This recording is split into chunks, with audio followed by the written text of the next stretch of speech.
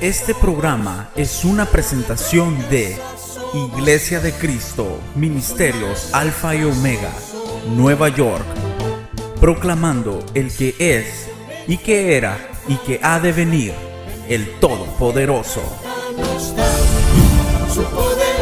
Versículo 1 y versículo 2. Yo soy la vid verdadera y mi Padre es el viñador. Todo sarmiento que en mí no da fruto lo quita, y todo el que da fruto lo poda para que dé más fruto.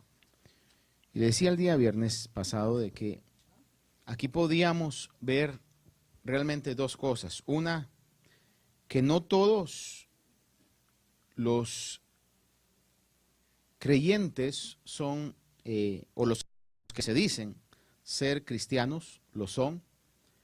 Es como aquellas ramas que no dan fruto, y que los que realmente lo son, aún en medio de las podas, entiéndase podas como las pruebas o disciplinas que Dios trae a nuestras vidas, aún en medio de lo difícil de esas cosas, van a permanecer.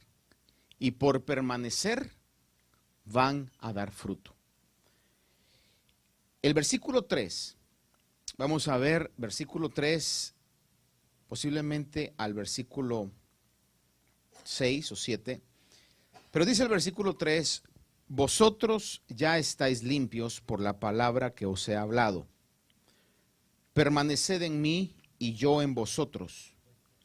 Como el sarmiento no puede dar fruto por sí mismo si no permanece en la vid, así tampoco vosotros si no permanecéis en mí. Yo soy la vid, vosotros los sarmientos.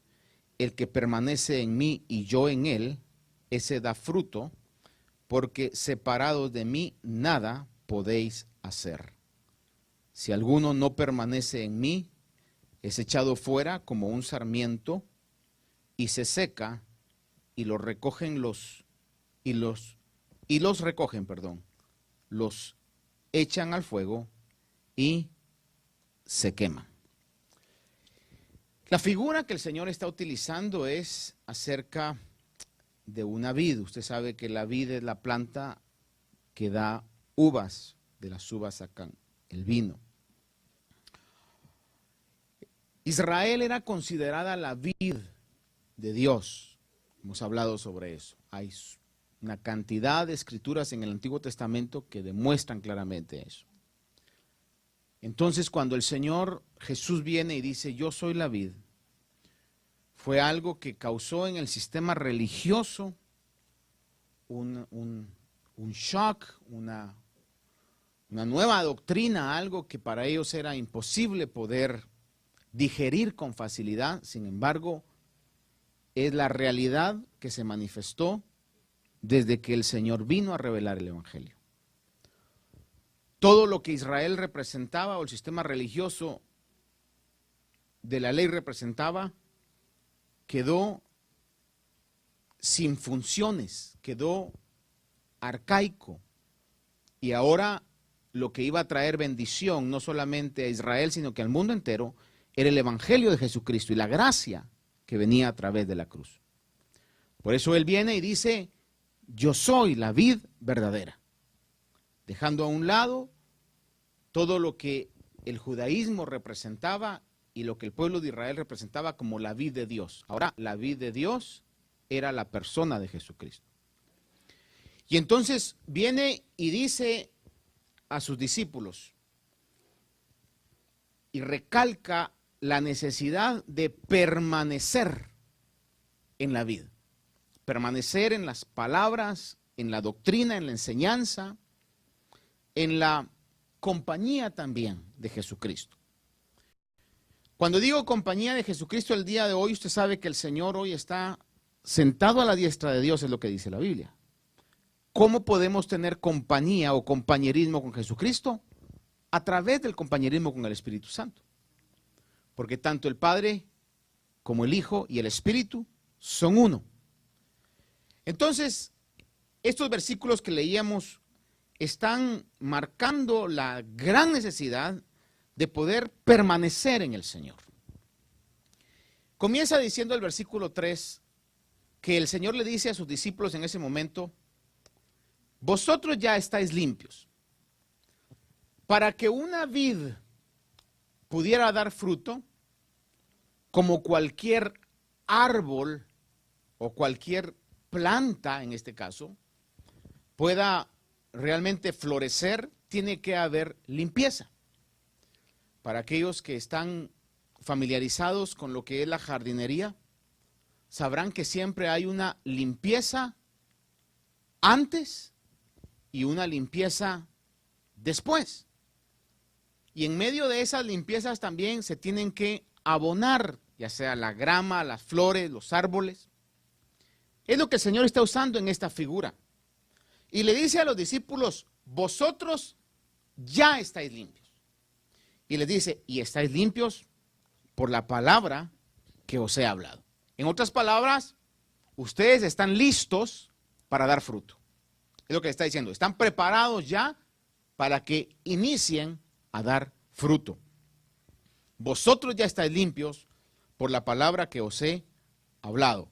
Hablando de esa limpieza inicial que Dios había hecho por medio de la palabra. Ahora, fíjese que todavía el Señor no había muerto en la cruz. Y digo esto muerto, aunque realmente resucitó, pero todavía no había muerto en la cruz y todavía no había venido el Espíritu Santo. Porque eso vino hasta después que Jesús resucitó. Ahora, el Espíritu Santo todavía no había descendido. Esta limpieza que está hablando el Señor es muy similar, oiga esto, muy similar a lo que sucedió cuando el apóstol Pedro está orando en el libro de los Hechos. Yo sé que usted sabe la historia, no la vamos a buscar, pero se la voy a recordar. Está orando y él mira, tiene un éxtasis y mira un lienzo que baja con toda clase de animales y palabras que le dicen: Pedro, mata y come.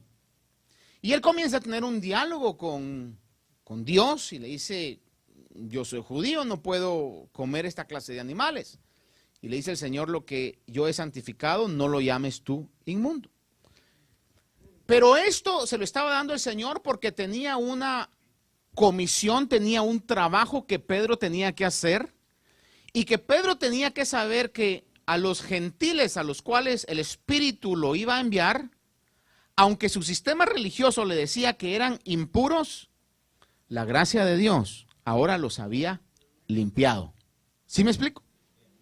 Y va a ver usted, esto sí lo voy a leer con usted, o si lo ponen en la pantalla y lo lee, o usted lo lee, dice en Hechos 10, 14, 15, mas Pedro dijo: de ninguna manera, Señor, cuando le dijo esa voz, mata y come, porque yo jamás he comido nada impuro o inmundo. De nuevo, por segunda vez, llegó a él la voz: lo que Dios ha limpiado, no lo llames tú impuro. Entonces, ¿qué fue lo que limpió a Cornelio, que era una familia gentil? El Señor ya lo había limpiado, sin embargo el Espíritu Santo todavía no había llegado a las vidas de ellos. Pero Dios ya lo había limpiado. Había tenido un trato Dios con la vida de este hombre, este Cornelio, y había preparado su corazón. Es exactamente lo mismo que el Señor está diciendo a los discípulos. Todavía no ha venido el Espíritu Santo, pero ustedes ya están limpios por la palabra que yo les he hablado. Por eso fíjese que cuando alguien, vamos a decir esto, acepta al Señor, el trato a veces no es en ese momento, sino que ya viene. Ya Dios va preparando el corazón. Y cuando llega ese tratado, ese mensaje, esa alabanza, es como el punto final, pero ya Dios ha estado haciendo la limpieza o está haciendo algo en el corazón de las personas. Porque una vez alguien es injertado en la vid, está preparado para comenzar a dar fruto. Algunos a 30, otros a 60 y otros a 100. Pero todo genuino cristiano va a dar fruto.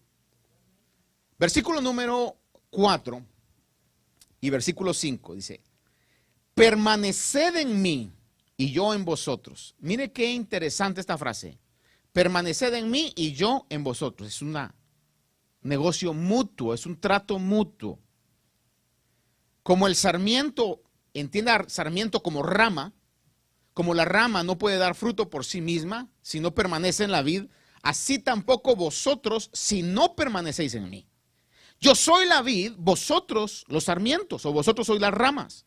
El que permanece en mí y yo en él, una vez más, permanece en mí y yo en él, ese da mucho fruto y recalca, porque separados de mí nada podéis hacer.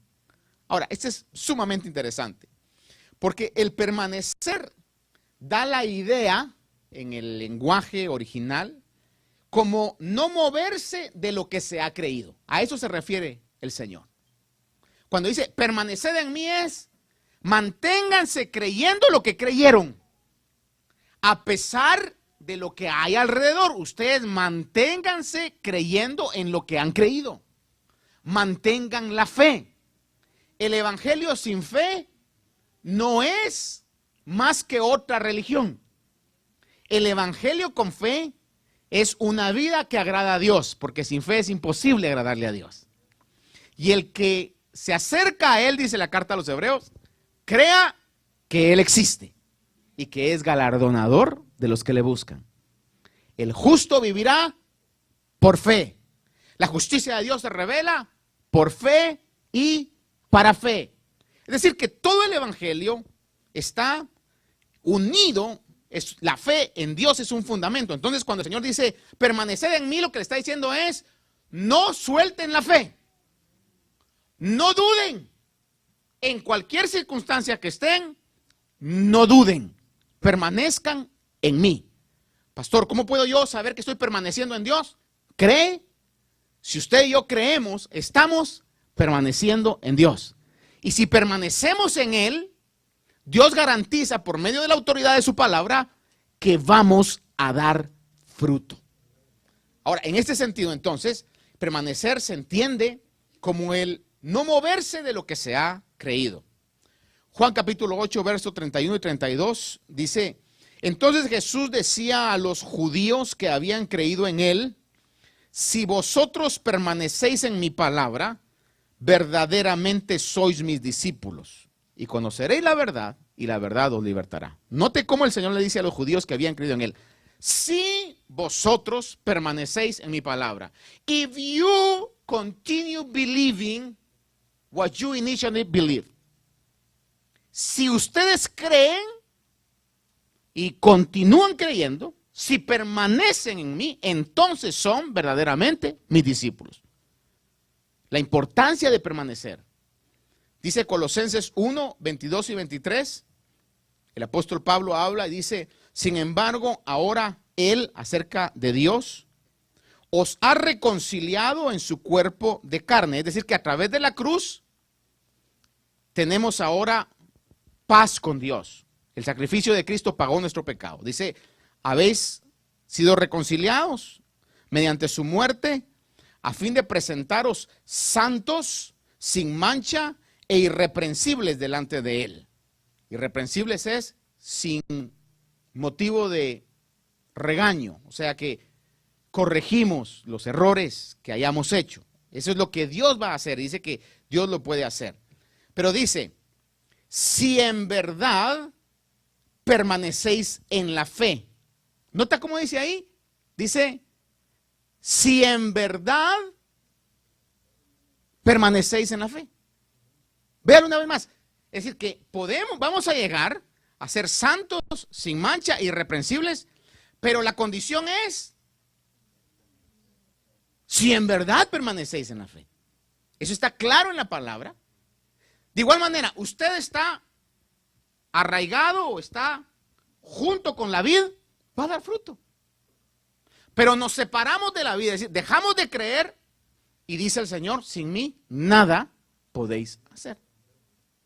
Entonces dice ahí, si en verdad permanecéis en la fe, dice, bien cimentados y constantes, sin moveros de la esperanza del evangelio que habéis oído. Y la esperanza del evangelio es una vida eterna. La esperanza del evangelio es que Jesús resucitó y va a volver porque prometió que iba a volver. La esperanza del evangelio es que tenemos una morada eterna en los cielos. La esperanza del evangelio es que nos van a dar un cuerpo glorificado. La esperanza del evangelio es que nada del sacrificio que hayamos hecho por el reino aquí en la tierra va a quedar sin recompensa. La esperanza del evangelio es que en un momento el Señor a aquellos que hayan muerto en Cristo los va a resucitar, y los que estemos vivos vamos a ser transformados. La esperanza del evangelio es que Dios va a poner muy pronto a Satanás debajo de la planta de nuestros pies, y muchas cosas más. Dice, si nos permanecemos en esa esperanza y lo seguimos creyendo, entonces el Señor va a cumplir su palabra en nosotros. Primera de Juan capítulo 2, versículo 24. Te estoy hablando sobre lo que la Biblia habla acerca de la importancia de permanecer creyendo. Primera de Juan 2:24 dice, en cuanto a vosotros, que permanezca en vosotros lo que oísteis desde el principio. Vea esto. Si lo que oísteis desde el principio permanece en vosotros, vosotros también permaneceréis en el Hijo y en el Padre. Se recuerda que el pasaje dice, en Juan 15 dice, permaneced en mí, 15:4 dice, permaneced en mí y yo en vosotros. Y miren lo que dice este pasaje, permaneced en mí y yo en vosotros, ahí en Juan 15:4. Y en el pasaje que estamos viendo, dice en primera de Juan 2:24, en cuanto a vosotros, que permanezca en vosotros lo que oísteis desde el principio. Si lo que oísteis desde el principio permanece en vosotros, dice, vosotros también permaneceréis en el Hijo y en el Padre. Entonces, cuando dice en Juan 15:4, permaneced en mí y yo en vosotros, lo que está diciendo es, sigan creyendo y ustedes van a estar en mí y mi vida va a estar en ustedes. Su fe va a estar en mí y mi poder va a estar en ustedes. Su confianza va a estar en mí y todos mis recursos van a estar obrando en favor de ustedes. Eso es lo que está diciendo, permaneced en mí.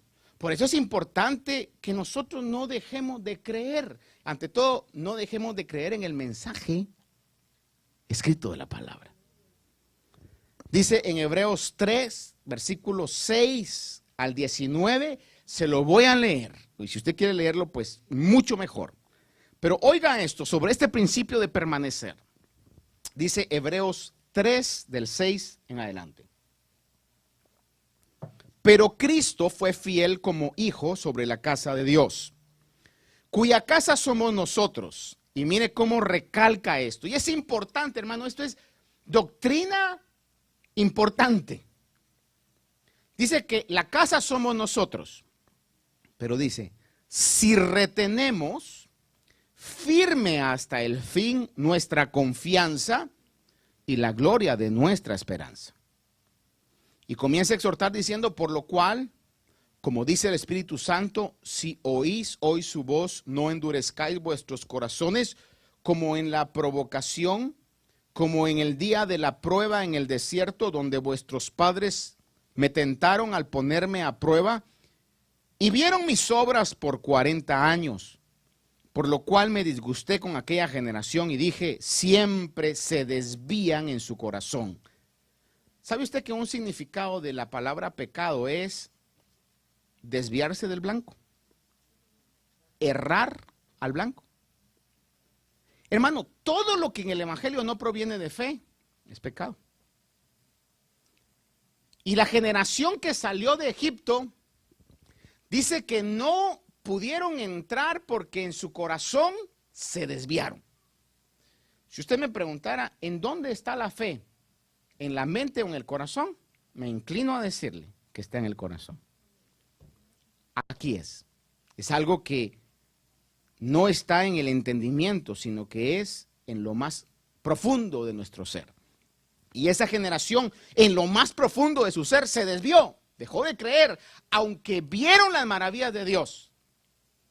Fíjense que vieron un mar que se abrió, vieron pan que descendía, vieron hasta carne les dio Dios cuando lo pidieron. Miraban una columna de humo en el día y una columna de fuego en la noche. Sin embargo, cuando llegaron a conquistar la ciudad de Jericó, que Dios les había dicho que se la podía dar, no creyeron. Porque en su corazón ya se habían desviado. Y entonces dice que el Señor les dice, se desvían en su corazón y no han conocido mis caminos. Dice, como juré en mi ira, no entrarán en mi reposo. Ahora, el punto es que pone ese ejemplo para decirnos a nosotros, en el tiempo que vivimos, dice, tened cuidado, hermanos, no sea que en alguno de vosotros haya un corazón malo de incredulidad para apartarse. Recuérdense que lo que estamos trabajando es permanecer, ¿sí o no?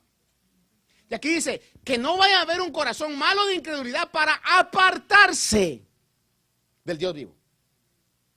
Apartarse del Dios vivo, ¿qué es? Dejar de creer. Dice aquí, tened cuidado para que eso no pase. Dice, antes exhortaos los unos a los otros cada día, mientras todavía se dice hoy, no sea que alguno de vosotros sea endurecido por el engaño del pecado, porque somos hechos partícipes de Cristo. Y una vez más utiliza este lenguaje que por alguna razón dice, si es que retenemos el principio de nuestra seguridad firme hasta el fin. ¿No se le hace a usted que la palabra es clara en relación a la importancia de permanecer y que si no permanecemos hay un tremendo peligro en nuestras vidas? Dice entonces, si oís hoy su voz, no endurezcáis vuestros corazones como en la provocación. Porque quienes habiendo oído lo provocaron, ¿acaso no fueron todos los que salieron de Egipto guiados por Moisés? ¿Y con quienes se disgustó por 40 años? ¿No fue con aquellos que pecaron, cuyos cuerpos cayeron en el desierto? ¿Y a quienes juró que no entrarían en su reposo, sino a los que fueron desobedientes? Vemos pues que no pudieron entrar a causa de su incredulidad. Es decir, que si algo agrada a Dios es su fe.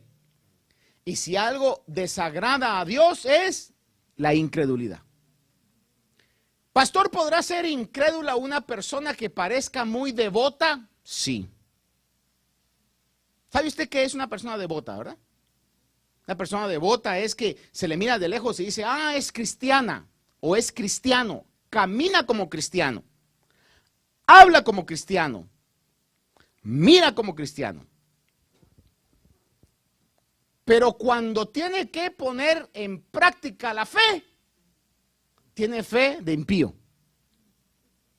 No creemos a Dios. Entonces, es decir, todos los que salieron de Egipto parecían israelitas, se vestían como israelitas. Caminaban como israelitas. Pero cuando tenían que creerle a Dios en el momento que estaban enfrente a la ciudad de la promesa, parecían egipcios. Ahora, la gran pregunta para mí y para ustedes, cuando esté enfrente de mi Canaán, de mi promesa, de lo que Dios ha dicho que va a hacer con cada uno de ustedes, ¿voy a tener la fe o voy a tener un corazón lleno de incredulidad? Esa es la pregunta. Por eso dice permanecer y nos añade permanecer. Porque si permanecemos creyendo, que es a lo que está refiriendo, vamos a dar fruto. Y yo no sé, pero yo creo que presiento que todos aquí queremos ser ramas que den fruto. Porque si no damos fruto, y esa quizá va a ser la conclusión de la meditación esta noche, es, aunque nos duela, pero fíjese usted que somos iguales en naturaleza a cualquier otra persona del mundo. aún igual a la persona más pecadora del mundo, usted y yo somos exactamente iguales. Lo que marca la diferencia es lo que de Dios tenemos dentro de nosotros. Esa fe marca la diferencia. Porque recuerde usted que somos salvos por fe. Ahí comenzamos a tener la diferencia en nuestras vidas. Primera de Pedro capítulo 1, versículo del 3 al 5. ¿Cuántos dicen amén esta noche? Sí nos gusta leer la palabra, ¿verdad? Porque eso es lo que realmente nos edifica. Primera de Pedro 1, del 3 al 5 dice: bendito sea el Dios y Padre de nuestro Señor Jesucristo, quien según su gran misericordia, ve esa frase, según su gran misericordia. Por favor, repita una vez más conmigo. Según su gran misericordia, nos ha hecho nacer de nuevo. ¿Qué fue lo que lo hizo nacer de nuevo usted? Es que viera, el predicador con el que yo me convertí era, pero excelente. No fue el predicador. La alabanza que yo escuché fue un hit cristiano. No fue la alabanza. La campaña a la que fui había una unción de milagros. No fueron ni siquiera los milagros. ¿Sabe qué fue lo que realmente hace nacer de nuevo una persona? La misericordia de Dios. Así lo dice. Según su gran misericordia nos ha hecho nacer de nuevo a una esperanza viva. Oiga esa frase, esperanza viva. Amada iglesia, el evangelio es un camino de esperanza. Nos ha hecho nacer a una esperanza viva, dice, mediante la resurrección de Jesucristo de entre los muertos. Mire, para obtener una herencia incorruptible, inmaculada y que no se marchitará. ¿Cuántos tenemos fe en esto? Yo tengo una herencia ahí arriba. Puede ser que aquí no tenga usted nada, hermano, pero olvídese de eso. La Biblia dice, y por la autoridad de la palabra de Dios, dice que usted, si ha creído, y yo sí he creído, tengo ahí arriba una herencia incorruptible, inmaculada y que no se marchitará, reservada en los cielos para vosotros. Ahora vea esto, que sois protegidos por el poder de Dios, ¿mediante qué? ¿Qué es lo que me protege? La fe. En otras palabras, si no tengo fe, no hay nada que me proteja. Pero si tengo fe, por medio de la fe, el poder de Dios me protege. Y cuando pase por las aguas, no me voy a ahogar. Y cuando pase por el fuego, no me voy a quemar. Cuando pase por cualquier situación, el Señor siempre va a extender su mano y me va a levantar porque tengo fe y soy protegido por el poder de Dios mediante la fe que tengo en el gran Dios. Y dice, para salvación o para la salvación que está preparada para ser revelada en el último tiempo.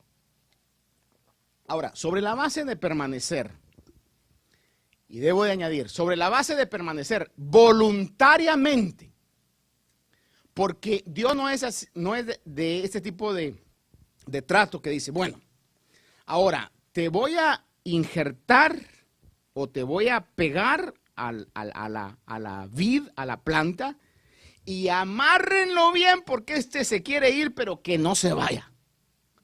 No, es decir, la permanencia en él es algo voluntario. No es a la fuerza.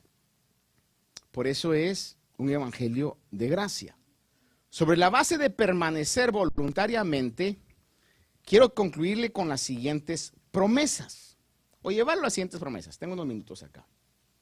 Le repito, sobre la base de permanecer voluntariamente. No a la fuerza. Permanecer voluntariamente. Juan 10, 28, 29 dice, y yo les doy vida eterna y jamás perecerán y nadie las arrebatará de mi mano.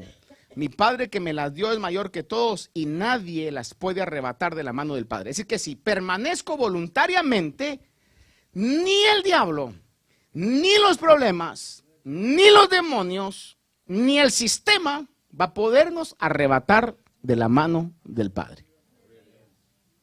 Sobre la base de permanecer voluntariamente, Romanos 8, 38, 39, lo dicen las palabras del apóstol Pablo, dice, porque estoy convencido de que ni la muerte, ni la vida, ni ángeles, ni principados, ni lo presente, ni lo porvenir, ni los poderes, ni lo alto, ni lo profundo, ni ninguna otra cosa creada nos podrá separar del amor de Dios que es en Cristo Jesús. Si yo permanezco voluntariamente, Señor, creo en ti, como decíamos de canto. Señor, yo creo en ti, Señor. ¿Ya? Mire, ni la vida, ni la muerte, ni ángeles, ni principados pueden venir potestades, van a poder separarnos del amor de Dios. Por favor, diga conmigo, fe hoy. Fe. Importante tener fe. Filipenses 1:6. Estando convencido precisamente de esto, que el que comenzó en vosotros la buena obra, la perfeccionará hasta el día de Cristo Jesús. Permanecer voluntariamente. Ahora, déjeme ir nada más al versículo 6 al 8 para concluirle con esto. Dice,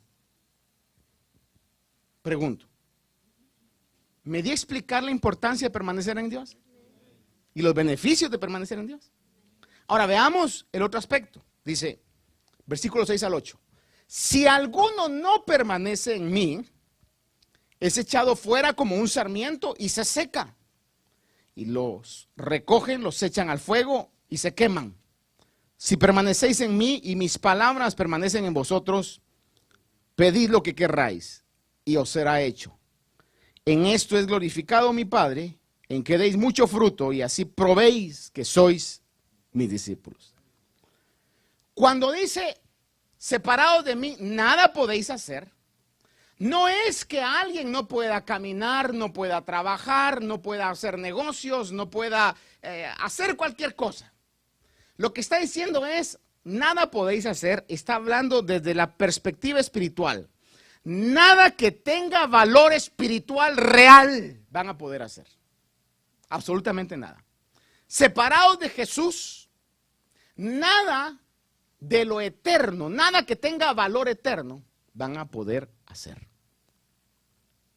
Ezequiel, en el capítulo 15, da una expresión con la que quiero ir concluyéndole y le decía yo, por ejemplo, sin la fe de Dios, usted y yo somos igual o quizás peores que el más pecador de los pecadores del mundo. Recuérdese que el pueblo de Israel creía y de hecho sabía que era la vid de Dios. Mire cómo el Señor pone una ilustración a través del profeta Ezequiel. Porque lo que hace valiosa la vid es su fruto, es que tenga fruto. Porque por su madera, es decir, si usted mira una vid, ¿cuántos de aquí conocen las vides? A ver, levanten la mano los que conocen las vides. ¿Cuántos no conocen las vides? No la conocen. Si algún día tienen la oportunidad, al East End, por ahí hay viñedos, ¿no? ¿Sí? Vineyards, pues, ¿verdad? Usted va a ver que son como de este alto, quizá, un tronco, si ya tiene ciertos años, la vid, como de este diámetro. La madera de la vid no es, por ejemplo, como la madera de un cedro, o del ébano, o de caoba. Es decir, maderas finas, que nadie va a agarrar una de esas maderas finas y la va a meter a la hoguera, porque son maderas caras. Es lo que le llaman hardwoods, que son maderas que se utilizan para hacer muebles, para hacer esculturas, porque son maderas finas, maderas buenas. Pero la madera de la vid es tan corriente como la de cualquier otro árbol común y corriente. Y el Señor le dice a Israel, como él era la vid, les dice en Ezequiel capítulo 15, del verso 1 al 5. Entonces vino a mí la palabra del Señor diciendo, hijo de hombre, ¿en qué es mejor la madera de la vid que cualquier otra rama de árbol que haya entre los árboles del bosque? ¿Se toma madera de ella para hacer alguna obra? ¿Se toma acaso una estaca de ella para colgar alguna vasija?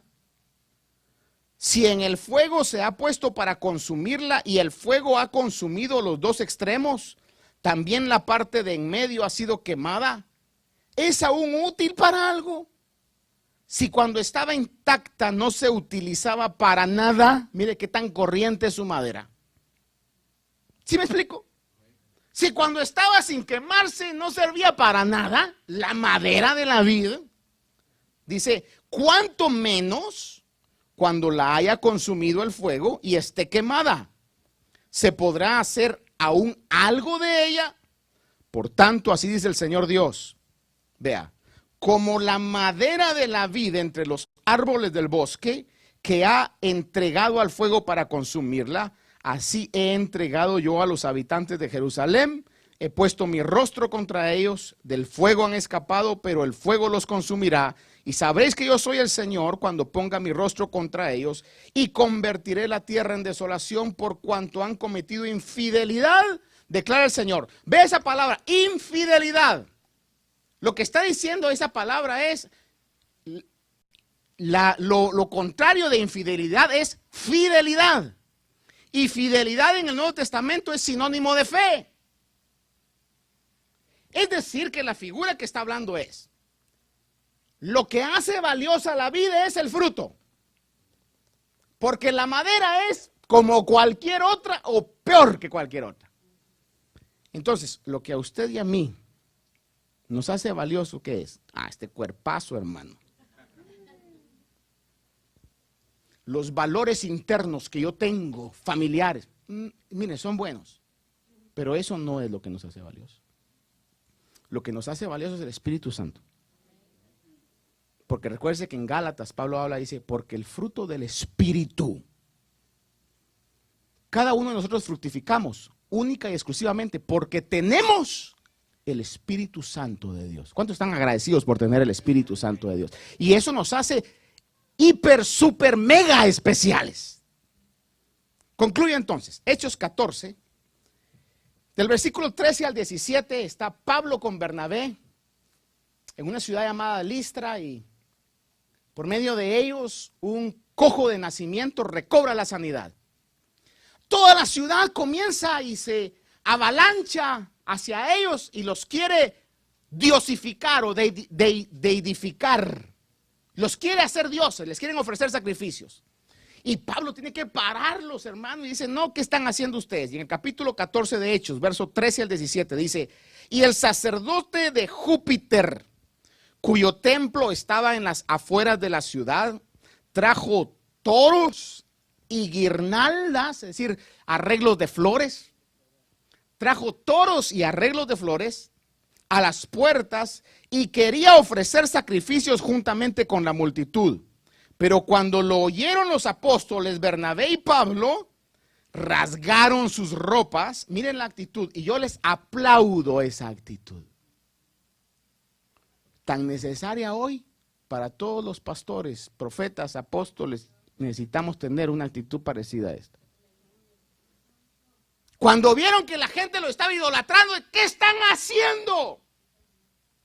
Y la respuesta que tienen es, dice, pero cuando oyeron los apóstoles y Bernabé y Pablo, dice, rasgaron sus ropas y se lanzaron en medio de la multitud. Es decir, no andaban con guardaespaldas. Se lanzaron en medio de la multitud para que la multitud los sintiera, los tocara, viera que eran tan humanos como ellos. Y les dice, varones, ¿por qué decís o hacéis estas cosas? Perdón. Nosotros también somos hombres de igual naturaleza que vosotros. Y os anunciamos el evangelio para que os volváis de estas cosas vanas al Dios vivo, que hizo el cielo, la tierra, el mar y todo lo que en ellos hay. Final verse, 2 Corintios 4:7. 2 Corintios 4:7. Una gran realidad. Pero tenemos este tesoro. ¿A qué tesoro se estará refiriendo? Espíritu Santo. ¿Cuántos están agradecidos con Dios por tener ese tesoro? Tenemos este tesoro, pero vea esto. En vasos de barro. Maravilloso Dios, ¿verdad? Que ni siquiera dice vasos de hierro o de madera fina. Vasos de barro. Y le pregunto, ¿qué es el barro? Tierra. Eso es lo que es. Polvo. Tenemos este tesoro en vasos de barro para que la extraordinaria, y eso es maravilloso, para que la extraordinaria grandeza del poder sea de Dios y no de vosotros. Solo permanezca creyendo y su vida de una u otra manera va a fructificar. Pero estemos seguros que el que hace todas las cosas es el Espíritu de Dios, para que toda la gloria sea siempre para Dios en todo momento. Amén. Pongámonos de pie hoy. Creo que es una muy buena hora para decirle, Señor, gracias por tu Espíritu. Por medio del Espíritu Santo, usted y yo somos dignificados. No éramos pueblo, no éramos nación, no éramos nada, absolutamente nada. La Biblia dice que lo peor del mundo escogió Dios, lo débil del mundo escogió Dios. Y usted y yo somos parte de ese pueblo. Pero sí creemos, si usted y yo creemos a la palabra de Dios, el extraordinario poder de Dios puede hacer, hace, está haciendo y hará maravillas en su vida y en mi vida. Quisiera usted levantar sus manos y decirle, gracias, Señor, por tu Espíritu.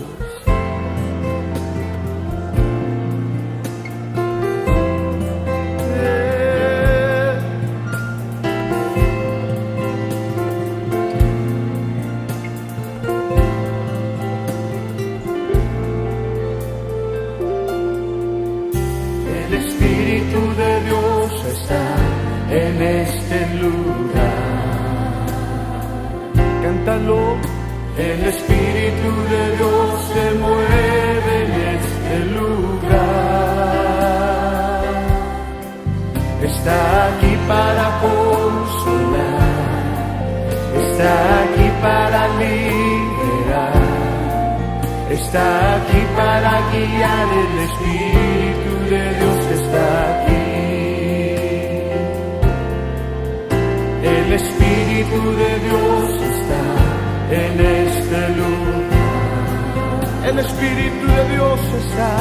El Espíritu de Dios se mueve en este lugar. Y Él está aquí para consolar, está aquí para consolar, para liberar, está aquí para guiar. El Espíritu de Dios está aquí. Muévete en mí. Muévete en mí, muévete en mí, toca mi mente, mi corazón, llena mi vida de tu amor. Muévete en mí, Dios Espíritu, muévete en mí, muévete en mí, muévete en mí.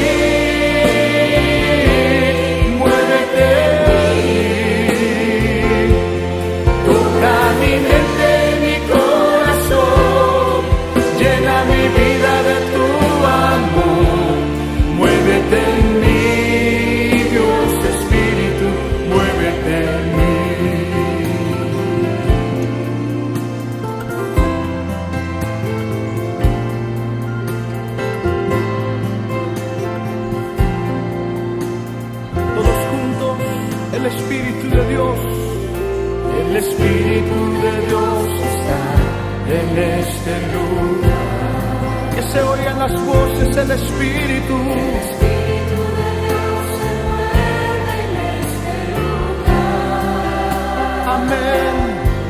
Está aquí para consolar, está aquí para liberar, está aquí para guiar. El Espíritu de Dios está aquí.